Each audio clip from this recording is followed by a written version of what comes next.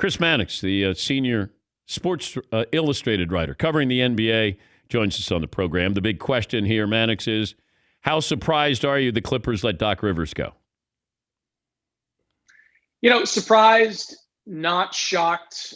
The disappointing way with which the Clippers ended their season. There were a lot of people that I talked to throughout the NBA that wondered if Doc Rivers was going to survive. It was pointed out to me by several different league types that he had taken that team exactly as far as Vinny Del Negro had taken that team, never being out of that second round. And to blow a 3-1 lead for the second time, it begged the question. I did think because of the whole bubble environment that, Doc would get a chance to run it back. Remember, this team before the pandemic hit, Dan, had won 8 of the last 9 games going into the break. They were starting to play their best basketball of the season. Then the bubble hits. They have all sorts of problems in Orlando. I thought that would all be factored in and Doc would get another chance. But Steve Ballmer, who had his fingerprints all over this, ultimately decided to go in a different direction. Do you think the Clippers know who their next coach will be? I don't. Largely because of the length of this process. If they had let go of Doc 2 days, 3 days after the end of the season, I might have thought they had a plan in mind.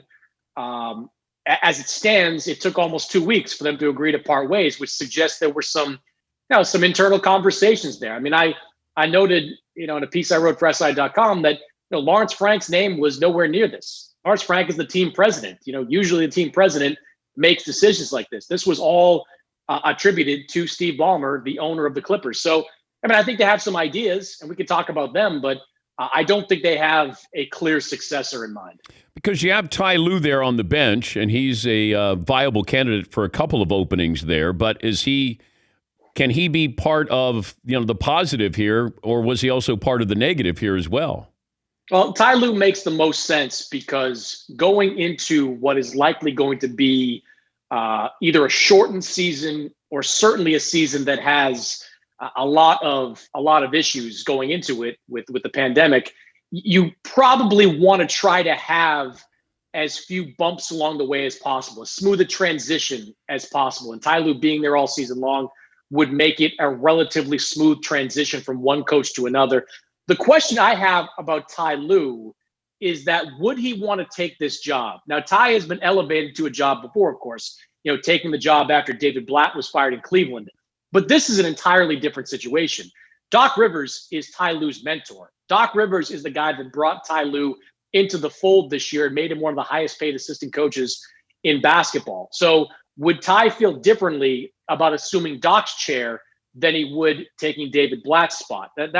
That's something I and other people across the NBA have wondered as this sort of plays out. And I also wondered, too, I wasn't surprised at all that Doc was fired. I think that we really like Doc. But if you look at his resume with the Clippers, he hasn't performed up to the standards of an elite coach.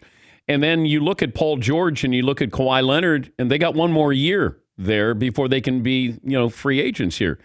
Do they have to co-sign on this? Does Steve Ballmer say to Kawhi, I'm going to do this? Or I don't know if they're brought in a decision-making role here. Well, all-star players have some role in the hiring of a coach. We just saw that with Steve Nash being hired in Brooklyn, effectively getting Kevin Durant's seal of approval with that team.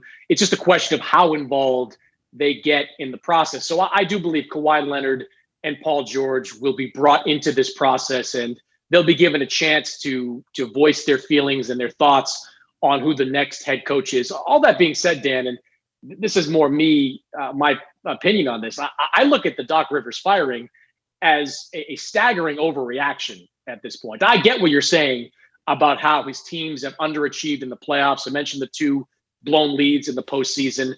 But this was such a unique environment, and this was such a difficult situation to succeed in. I mean, it was difficult for everybody, not the least of which was the Denver Nuggets, who had similar problems to the Clippers. But the Clippers came into the bubble with like half a team. They went through the seeding games with Montrezl Harrell in and out, Patrick Beverley in and out, Lou Williams, the whole Magic City thing with him. Harrell didn't play his first game until they got to the postseason. Patrick Beverley missed all but one game of that first round. I mean, there are no excuses for blowing a 3-1 lead, but I don't know how you look at this experience and what happened. The bubble is saying it's proof positive that Doc Rivers can't coach this team. I would actually look at what the Clippers were doing pre-pandemic when load management seemed to be working for them, when the team seemed to be peaking at just the right time. That to me is a stronger reason to bring Doc Rivers back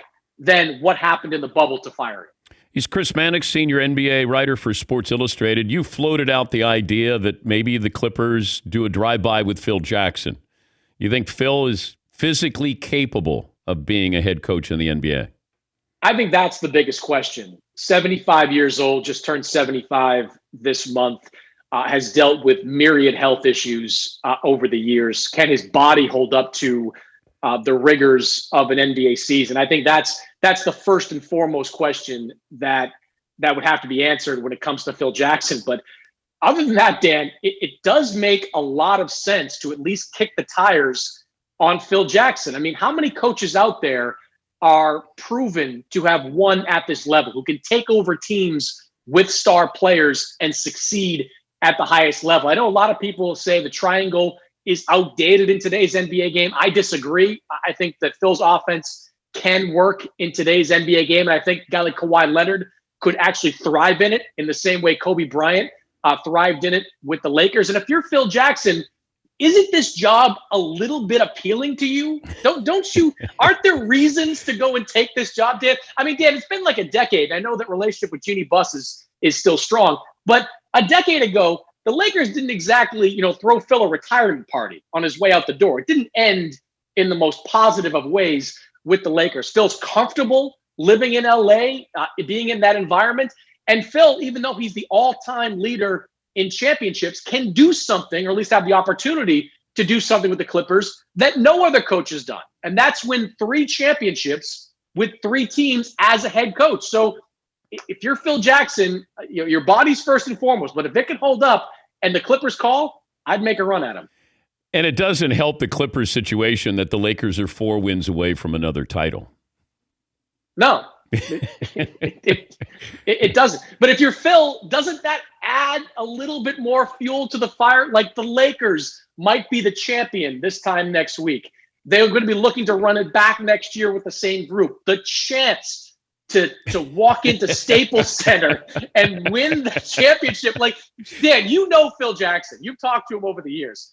I know him a little bit. I've talked to him over the years. You can't tell me that this possibility is not at least a little bit appealing to Phil Jackson. There are other variables, like I don't know how he and Jerry West would ever get along that was that organization. That was another question, because Jerry and Phil, that didn't end well either. It didn't, but I mean, Jerry's not the general manager with that team. He's influential, but he is more of an advisor at this stage, and a well-paid one at this stage. But it's not like he's running the organization. I think, look, if you're Steve Ballmer and you're not convinced that Ty Lue's the guy, and you're not convinced Jeff Van Gundy's the guy, or somebody else that you have in mind, you've basically got a blank check that you can write your head coach. Why not take the Microsoft jet up to Montana and see what Phil Jackson's thinking? How do the Heat win the finals? I mean, I throw out to a degree the 2-0 record in the regular season, because those games were played without Jay Crowder, without Andre Iguodala, who were both acquired at the trade deadline. Tyler Hero was playing behind Kendrick Nunn at that point of the season. There were very early games in the season, so I don't look at that as being a variable.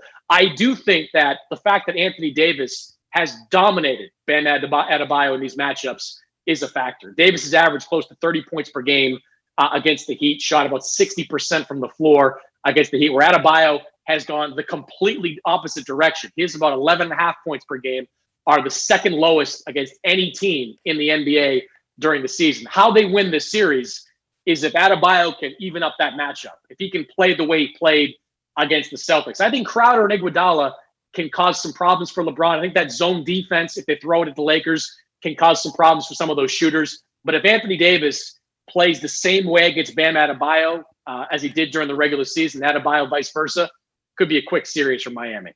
Always great to talk to you, Chris. Thank you. You got it, Dan. Chris Mannix, senior NBA writer from Sports Illustrated.